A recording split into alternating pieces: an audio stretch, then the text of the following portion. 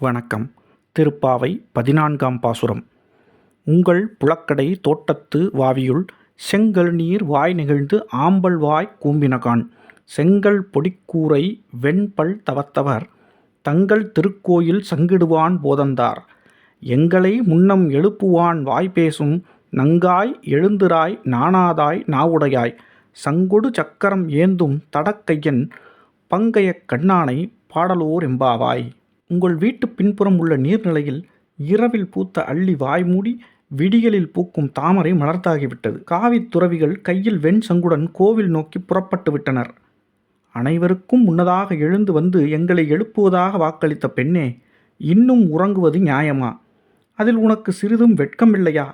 கையில் சங்கு சக்கரம் தரித்து தாமரை போன்ற விரிந்த கண்களுடைய மாயவனை போற்றி பாட எழுந்திராய் என உறங்கும் தோழியை நோக்கி ஆண்டாள் பாடுவதாக இப்பாசுரம் அமைந்துள்ளது. அதாவது, வாக்கு கொடுப்பது யாவர்க்கும் எளிது. அதே சமயம் சொன்ன வாக்கை காப்பாற்றுவது மிக மிக அவசியம்.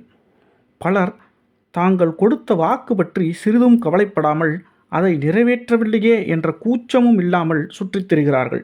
சொன்ன சொல் காக்க தவறும் மனிதர்களை இடித்து பேசுவதாக இப்பாசுரம் அமைந்துள்ளது. மீண்டும் இன்னொரு பாசுரத்தில் சந்திப்போம். தொடர்ந்து இணைந்திருங்கள் பாரத பயணத்தில். நன்றி, வணக்கம்.